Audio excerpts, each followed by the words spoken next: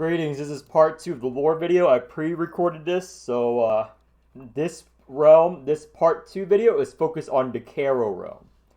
So I'm going over through all the Caro Wakers and their story in lore and what character they get inspiration from Lovecraft. If you are interested in the lore of Morimens, they take a lot of inspiration from Lovecraft and Lovecraftian stories. Every single Awaker, none of them are original, or very few of them are original. All of them have inspirations from Lovecraftian stories and Lovecraftian authors such as Clark A. Smith, whatever. So these videos, despite not getting a lot of views compared to my Awaker guys and whatever, I put most effort in this video researching like where they're from. So give it a watch, please, if you want. I recommend it if you want to know more about the lore of Mormons, because I know AI is from. So let's get started. So Asis. What many people don't know, because they're casuals, they don't read, even though they say they read the story, they don't really read the story. She is not inspired from Medusa. She's inspired from whatever, this creature. This Lovecraftian creature is what she is inspired from. So when she exalts, her little beast thing, let me go overview.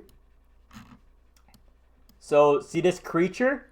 This creature is this thing. And this thing in Lovecraftian story has been described as, this is an artist, but in the actual text, if you read it, it's described as extremely horrifying with countless tentacles, mouth parts, and sensory organs, an extremely horrifying experience. And their bodies can petrify, which is her ability for a short amount of time. So it might have been inspired by Medusa, but Asis is not inspired by Medusa. She's inspired by this monster in Lovecraft, which is possibly inspired by Medusa. So it petrifies people, but the thing about this creature is it petrifies you, but your internal organs still work. So only your outer skin is petrified. Everything inside of you is still working. And so you're kind of trapped. So your brain still works. Your brain still thinks. So this is the cosmic horror of it. Blah, blah, blah. However, in the story, the monsters have been said to take care of their friends and also self-sacrifice in a lot of Lovecraftian stories. So dark god, demon god. So that's her inspiration from. It's from that monster creature. Now, in lore, if you skip through the story, if you need to know more about it, Arc 1, she's an orphan. She got experimented on. Her eye's gone, and she's an Awaker. She got experimented on by George and, part of the sculptors to make into a Awaker. They do Mengele-like scientist experiments.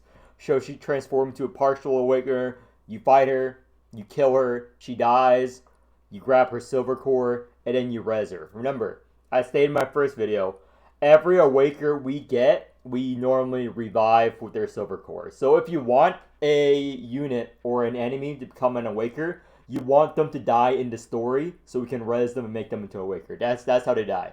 Or that's how they're made. So if you like any characters, wish for their death. Which is the opposite of other gachas. Other gachas, you want your characters to live. In this gacha, you want characters to die. You want William to die if you find him hot. You want the principal, you want the news girl to die if you find them hot, so you can play them as Awakers. So that's our niche. We revive them. She was an orphan. Oh, she's also 24's adoptive sister. They're not sisters by blood, but they take care of each other. That's cute. She also has a best friend, which name is translated a bunch, and who died. So the next Awaker, the freak, Lei.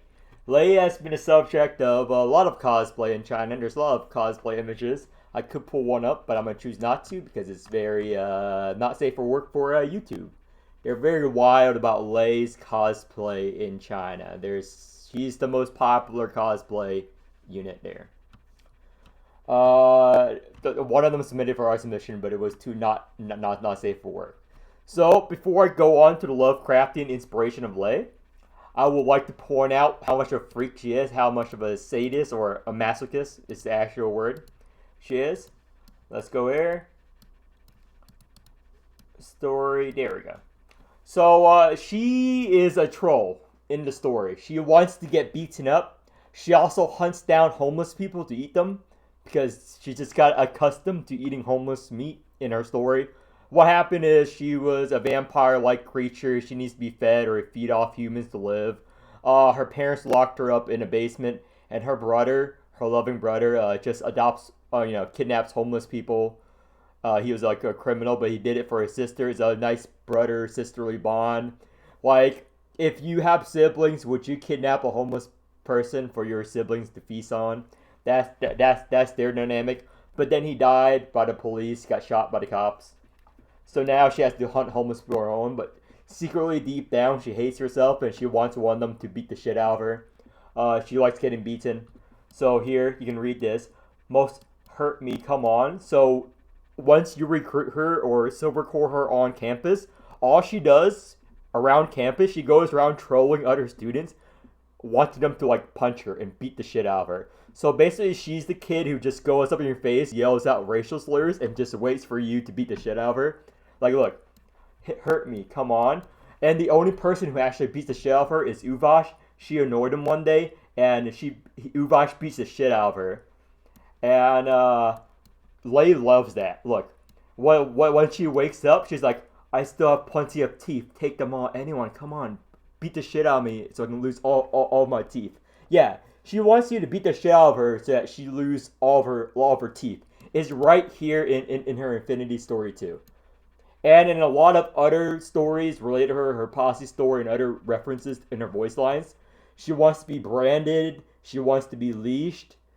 In one dialogue, she says like she wants to be mistreated and put inside a doghouse and treated like a dirty animal. She is insanely deranged awaker. Okay, now her Lovecraftian inspiration, the dream quest of unknown Kadif, here in this article. So she is inspired by the Star Spirit or Usum, the Code people. So they look like people. They have horns, hooves, tail, mouthful of teeth, but they have customs, labors, all that slave shit. So that's what she's inspired from, mostly because of her. Every Awaker's design based on a Lovecraftian creature. So that's what her design is based off, as a vampire creature. You see the thing. So yeah, certified freak. I don't think anyone IRL would want to be her situation. I think even the most sadists will stop with a safe word. She has no safe words. She wants to die by another person's hand. So let me go up to another story. It's gonna be very long. I'm sorry if I'm spending too much time on Lei, but here we go. One time she kidnapped Infinity Story 4, which you get at Affinity level 10. So she kidnaps the homeless people. She injects them with sedatives, and this guy escaped barely, and he struck her, and she's bleeding all over, and she eventually fought back, and she killed him, and he's like, and at the very end she's like, next time, wow, she's bleeding out because this insane vampire lady just killed him after he tried to run away and beat her up. Next time, could you please use a little more strength?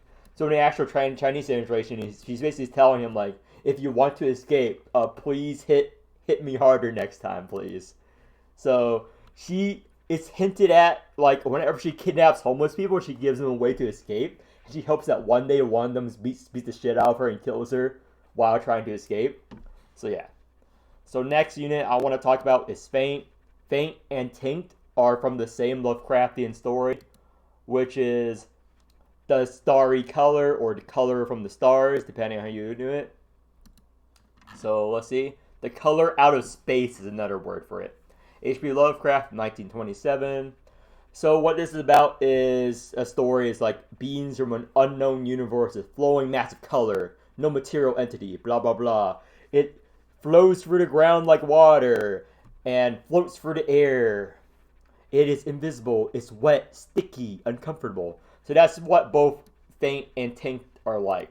Uncomfortable, they're both floating and they have this weird orb design. So that's what their design is taken from, like you can see here. So it's talking about the starfish people in the story. Like there's this alien race of starfish people which are like larvae, and they feed on the nutrients of the land. Like they're basically like that one Dragon Ball Z story about the fruit. They land on a planet and they suck up all the nutrients and then leave the planet to die. So that's the backstory of Faint and Tink, basically. When the planet explodes or it gets destroyed, they go to a different planet and they have a cradle. And yeah, that's basically the story. And her in-game lore is the same thing, except for they made it nicer.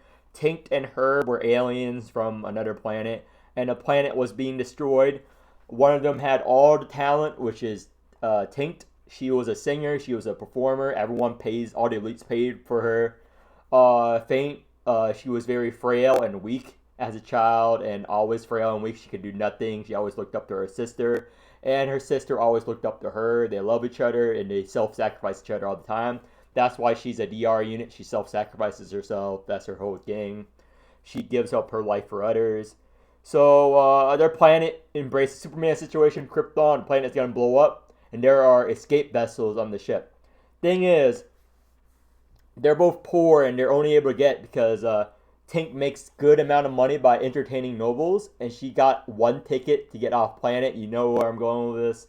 So what happens is she tricks Faint, and she's like, "Oh, we have to take it for both of us. When we get to the ship, as you see in her lore, her affinity lore, and all that, once that piece together, she just pushes her into the escape ship, and Faint says, 'No, you go,' and Tink was like, 'No, you go. I stay.' And Faint then escapes successfully.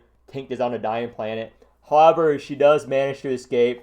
So in her story, how we discovered Tink is she somehow managed to crash land on Earth in a radioactive capsule. Like, here we go. It's in P06 Opera House event, a metal box. So you open a metal box and it's Tink's bloody remains. Basically, she transforms into silver, and then we res her. She does die, but a piece of her fragment of the silver core, because she's an awaker, we then res her. So they're reunited, but technically, Faint hasn't died yet. She's alive, and Tink is resurrected. So next unit, I want to talk about Hellet. Now, Hellet and Hellet, they're both the same unit, except for one's the alternative version. I'll talk about both. Now, Hellet, it's inspired by Shoggoth. Shoggoth is this creature in Lovecraftian mythos from this story. Fungi, all that. So that's what she's inspired from. That's what her design is based off of. Look at her feet. Look at everything added to her. She's a mythical creature. The Shoggoths were huge, amorphous, protoplasmic creatures with glowing eyes on their surface. They use technologies. They have servants and slaves. So it's hinted at she was enslaved by Shoggoth, whatever, and they fled and they became servants. So they do whatever their masters tell them to do, blah, blah, blah. And the reason why it's Shoggoth is because of her voice line. It's pretty obvious she is inspired by Shoggoth. In one of her battle voice lines, I forgot which one it is. One of her screams is actually an adaptation of the Shoggoth's war cry, which is Tekelili. Yeah, right here. Tekelili. So this Tekelili is what the Shoggoths say. This is an adaptation of the sound a Shoggoth makes. So Tekelili is what Shoggoths make. If you're a kid, so that's what she's inspired by.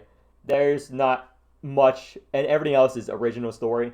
So her story is she was a normal girl. She got adopted by a noble family. Blah, blah, blah. She got sick, blah, blah, blah. She got adopted, and then she then got unadopted and became a slave. So that's her story. And she was sent to fight, super slave, and then she was picked up by Francis. She wants vengeance. Vengeance and destruction. Vengeance and destruction. Got rescued, but she still wants vengeance. And eventually, in the story, she fights Lotan, and Lotan taught her to live for herself. Happy story. But then, Hellet came. Hellet kills William. Spoilers. She kills the fuck out of William. She got summoned from an alternate dimension. She, bum rush because she's an S tier unit. William's not. So she completely destroys William. And then they both team up in their story on the mountain, and they fight another creature, which is Arumfusa, which is from their story. So let me just pull up the boss. I have time. Let me just pull up the boss here. her story. I think it's in this section. Where is Hellet? Hellet. The navigation in this screen is takes a bit. Here we go. Like Katana, Thorn Peak. Yeah. They team up and they fight this boss, Afumza, on the Snow Mountains. And the Keeper, and beforehand they thought that Hellet was killing everyone, but no, it was that monster all along. The Keeper had to leave the mountain because it was too cold. And then Hellet and Hellet fought for weeks on the mountain, just like Batman, and they beat the shit out of the monster and they won. And now they're besties. Now Hellet's origin story is she's from an alternate dimension, and in her dimension, she was never rescued, and she stayed a slave the entire time. And so she's a slave, she got abused, so they chop off her arms. She doesn't have arms; these are robot arms, or chain arms. They chop off her arms and her feet. She's still a slave, and she kills a lot of people. The woman, like children too. I'm not even memeing, dude. It's like the Anakin storyline. She does actually kill the woman and the children too of the slave village. Let's see. But countless people. Here we go.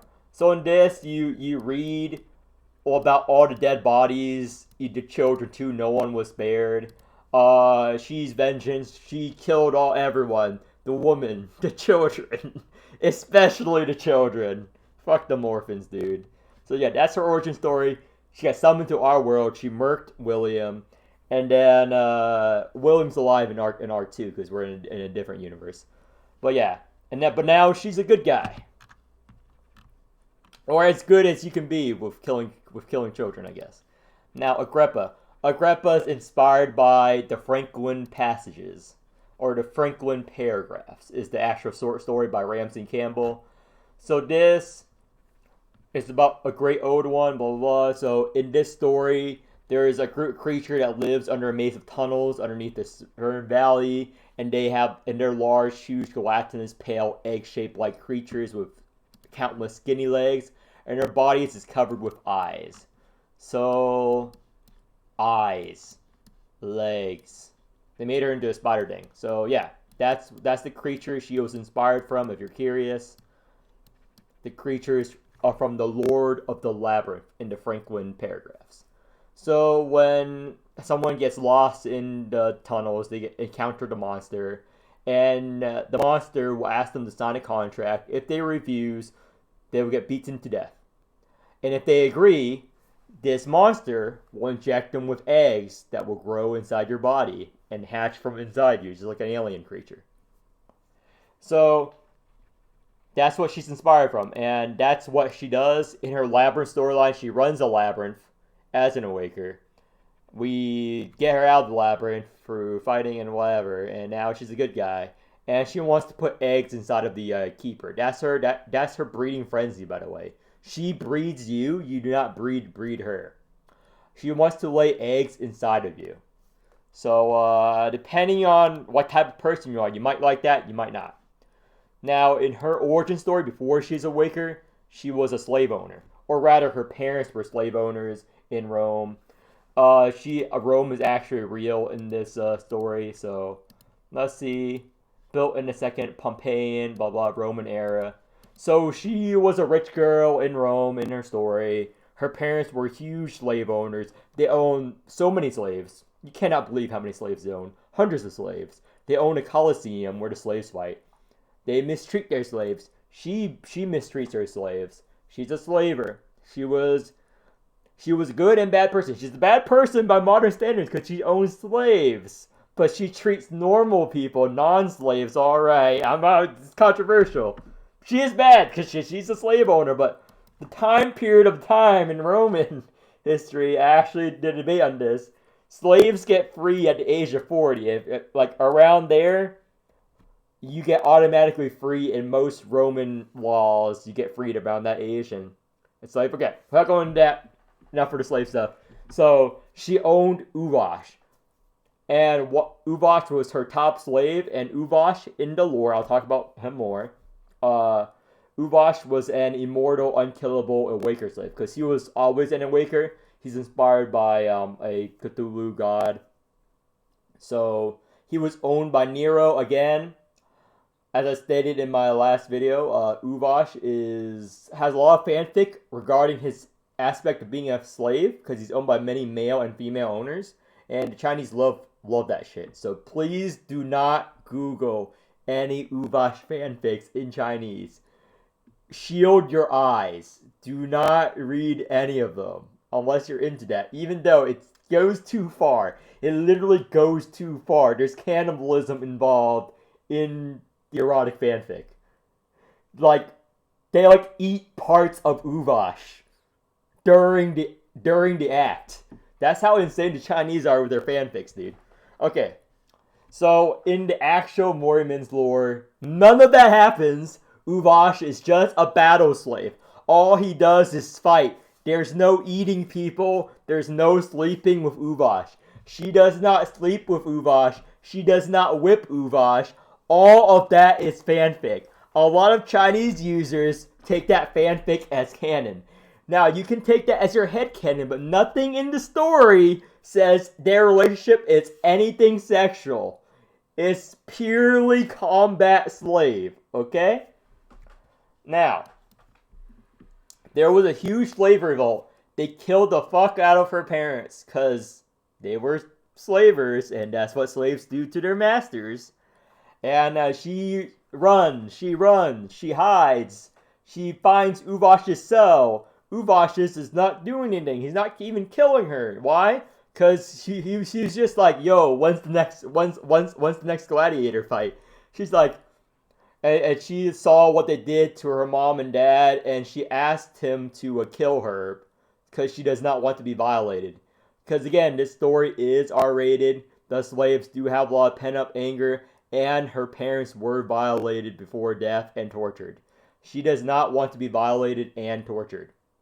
So they're in one in the story, they kind of escaped a little bit, but at the end, she stopped running and asked Ubash to kill her. Then we res her with a silver core. She becomes a spider awaker, and that's it. They have past history, platonic, non-romantic. That's how they're related. Non-romantic, okay? Now, on to Ubash. Ubash is pretty obvious who he's inspired by. Ubash. Ubash is a Cthulhu mythos god, or a lesser-known outer god, created by James. I'm not even trying to pronounce that name. In this short story, The Advent of Ubash, it's a gigantic vampiric mass of red eyes and tentacles. So, it also may have lived on Mars. So this is what Ubash is supposed to look like. Right here, this is what Ubash is supposed to look like, but they made him hot because it's a gacha game. So, this is Ubash in the gacha game. Okay? In the gacha game, he was always an awaker. Okay? He was never human. He was first owned by Nero. Again, as a fighter, nothing sexual. A lot of fanfics will imply something sexual happened. He was just a regular combat slave. Nothing else. Nothing else. He just fought for Nero and fought for a lot of slave owners, okay? That's his entire thing. He just fights. Also, that's his thing. We read him. That's his backstory. And Caligula too. Also, he's a super atheist. So this is his timeline. I like this. So this is Hannah. Story 2 is Hannah falling for a day. So he argued with an old lady and kicked a poodle. He kicks puppies and dogs. He's not a good person. But he values consent. Out of all of the breeding frenzies, he's the one that values consent the most. In his romance story, and when he tries to romance you, he sends you gifts. Granted, he sends you the organs of your enemies and organs of random people he kills and murders randomly. And he leaves them on your table as a romantic gesture. He never advances on you. He never assaults you. He's not Goliath. He controls his emotions. He respects romantic consent. He is the most consentful awaker ever. However, he gets very political. it's been a meme in the story, in other events, and other text chats he has with you, and the devs have like tweeted that he is the most political awaker. So he's like, he would be the one to debate with Ben Shapiro or Hassan. He like debates with anyone. He has very strong political opinions in game. He's basically a like troll, but he's not trolling on purpose. He's just who he is. He's very political because he lived through countless ages. He's one of the oldest Awakers. He's tall. Also, he has the most fanfics about him. One of the most fanfics about him about the gay community because of his status as a slave. Again, the gay Chinese community write a lot about him. I do not recommend reading those stories. Even if you're gay, I think they're a bit too much. Based on what Ernest tells me, he's another person in the Discord. He's the one of the people who says he wants Goliath to fill him up until he pops. Yeah, that is tame compared to some of the Ubash stories, which has to deal with this heart and cannibalism. So fill in the blanks. Again, do not search for Ubash Morimens in the Chinese community. Do not do that. Now the next Caro Waker I want to talk about is Sorel. Now Sorel is known as the Red Lady in Cthulhu mythology. So this is dies, but Sorel is known as the Queen in Red, blah blah blah. So, or the Red Queen. She's one of the incarnations of N, or Nidai, N. I'm not going to pronounce that name because I can't. So, she appears in Middle Ages. She's a tyrant. She can be a dictator. She can be a CEO or a Hollywood tycoon. That's her thing. She's the Red Queen of his story. So, in the actual game lore, she enters a contract with N. She was mistreated by her dad, blah, blah, but she made a deal with N for power to become an Awaker and whatnot, climb higher and higher. And in her story is a huge mystery thing when Karen is her maid, blah, blah, blah. Karen also sells Sorel's bathwater. That's bathwater meme. If you read her story, you know. Karen actually collects her bathwater and sells it. She's famous. She's a influencer, basically. She attends high society balls and stuff, and she's very hot in lore too. So in the story is a mystery of who kills her. Someone kills her, we res her, and she's helping us find who killed her because remember, she's an Awaker. When Awakers dies, normally they leave behind a silver core and you can res them again. However, every time they get res, they get weaker. So this is nerf Sorel. That's why she's so bad in game. It's a whole intrigue, a whodunit mystery plot. And since if you're watching this video, you're not interested in the story anyway, or you're just interested in my telling you the story. So, spoiler, who killed her? It was us. But it wasn't us. It was N disguise of us. N was inside of us and took control of our body. Yeah, so N was inside of us the entire time. So, that's what happened. Blah, blah, Sorel. So in the end, she won. It's revealed that her dad also made a deal with N, and she broke free of N, or seemingly broke free of her, and Riker's involved in the story. So yeah, that's Sorel, basic bathwater story. So now let's go to Salvador, the worst character design. I don't like his character design. I want him to be a crazy priest. I like crazy priest more than a sane priest. So in lore, he is just a good priest. He's one of the rare good priests in Asian media.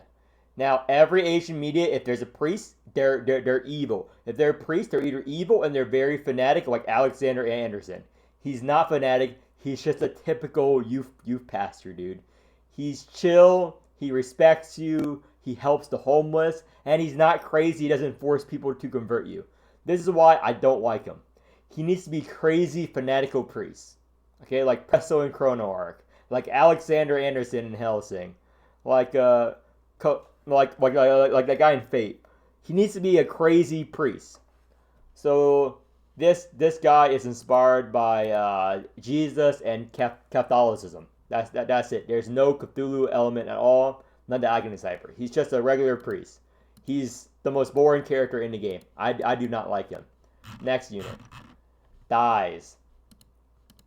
Dies. Inspired by Shub Niggurath. Now, I'm only going to say that once. I'm not going to say it again because I don't want to make it canceled. Because that's also how you pronounce it. I'm not going to say it again. Otherwise known as the Black Goat of 1,000 Young. So this is what she's inspired by, why she has babies, and the goat legs. Now, Cthulhu Mystos, the whole thing is they fuck. She got birth to many babies, many goat babies. That's what she wants. Now, in game, she's one of the 3 main gods of our universe, or the original Arc 1 universe. It's her, and I keep forgetting. Tawil. Yeah, there we go. Her, and Tawil are the 3 main pillars of this universe, the pillars of God. So that's the whole plot of Arc 1. So she's the pillar of joy. Because she likes fucking, and fucking is joy, apparently. So, her lore is she was chosen as a child, like as a baby girl, to be the next prophet or priestess of her tribe, the tribe of Arun, the Sand People. Now, I'm just going to call them the Sand People, the Tuscan Raiders, because their name gets retranslated all the time. They were called Arat, they were called Arun. Every ChatGPT update, their name changes. So I'm calling them the Sand People. So the Sand People, their huge con is since their territory is in like huge de-tided area, that they have a high mortality rate. So her ability is to get them fucked, and they have orgies like every week. And they have orgies every week. Everyone births like 1,000 babies. And a lot of the babies come out as malformed and deformed fetuses. That's her entire Arc 7 story if you read it. You go to an orgy, someone tries to fuck Riker. They have orgies every night, basically.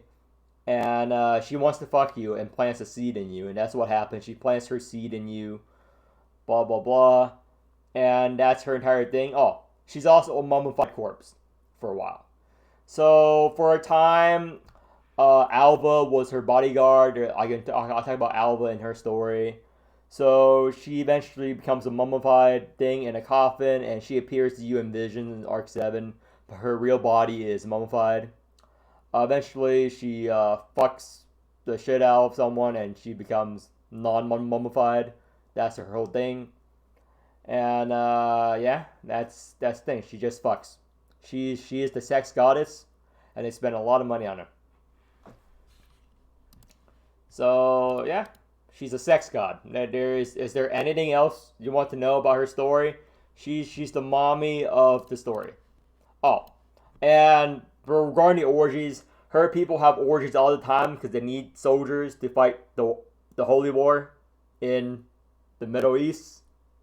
I'm not even making it up. It's the Middle Eastern story. That's where they're Sand People. It's Egypt and the Middle East area. So you can pick which side you want to relate this to real world politics. I'm not going to delve any deeper. They're at war with another faction, and it's a holy war that's been going on for centuries, if not millennia. So that's the plot of this, except for it's the Egyptians. So yeah. So in order to have soldiers to fight, they have to have orgies. And their special ability that she, as their god, gives them is that their babies grow really fast. So in the story, one of the kids was a baby, and he became 7 years old the next day, and fully formed adult. So that's how they reproduce, to have replenishing soldiers. So you get a soldier in a week. From baby to child soldier in a week. Progress. Now, again, if you like her, pull for her. She's an S tier unit. Now, what's the next Caro Awaker? Hellet, I already done. I've done all of them. Dorosine's coming next. Dorosine's the next Awaker. It's unknown. It was someone about dead. Let's see. Did this? Yep, I did all of them. So that's the end of this video. Please comment, like, and subscribe. Join the fan Discord. I posted the link. And message me if you need any help for anything. I'll be available on Saturdays. So that's the lore of all of Caro. It's very short compared to my Chaos one. Okay, see you later.